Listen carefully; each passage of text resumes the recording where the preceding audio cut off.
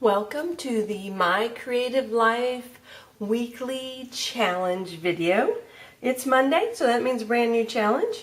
And this week will be challenge paint. Through the entire month, we are looking at wet mediums, so obviously paint's a good one to focus on. So I have a couple of different paints here. This is a basic craft paint, obviously, as is this one. This one's made by Ranger. They make a full line of paints. I like them. If you've listened to me for a while, then you know I like to keep some simplicity in my process because it helps me make fewer decisions.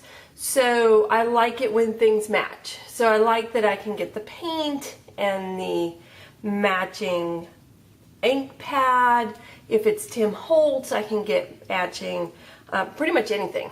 They all go together. So we got stain and crackle paint and ink pads and embossing powder. And I just like that it all works together. Now I will say these come with this little dabber top thing. I hate this thing because obviously I never use them enough to have it not dry out. So in fact, I rarely use it. I usually just take the top off.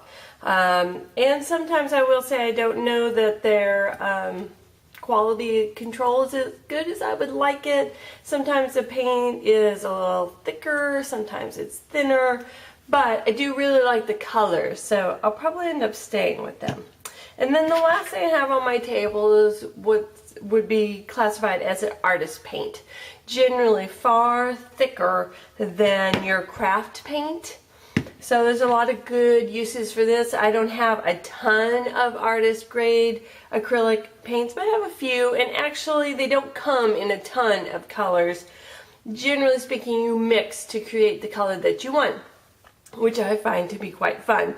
This one is Dick Blick. Obviously there are better, more expensive brands out there.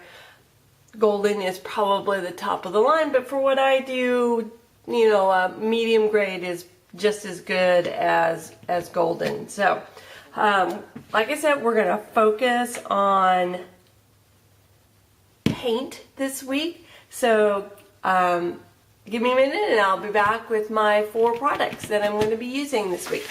Okay, so I am still in the Halloween mode. So I've been working on some home decor. We did cards all last week, so I'm ready to kind of move on to something else. So I am working on this little painter's tray, or printer's tray, I'm sorry, to put out for Halloween. You can see I've already put the background paper in. So some of the things I pulled out to work with that really helped me paint the star, because that's what doing these challenges is all about. I don't just want to use a product, I kind of want to make it the star of my project this week. So I got some wood shapes. Those are always fun to use with paint. I have a foam stamp. I like working with foam stamps with paint better than using paint on, say, a clear stamp. I just don't think, I think foam stamps are a better avenue for paint. And then I have some trim here, some printed trim, little gears. Actually, there's 2 gears, some tickets, some tape measure one, so just some little spools of trim to go with my project. So that's what I'll be working with. Obviously, I'm not going to complete this whole printer's tray with just these products. I'll probably do one section with the products, and then hopefully, I'm hoping by the end of this weekend, it'll be done. That's my goal. So we'll see how I do. So I'd love to know how you plan on making paint the star of your projects this week. You can post those on the blog, and then post your finished projects at the end of the week. I'll see you Friday on the My Creative Life blog.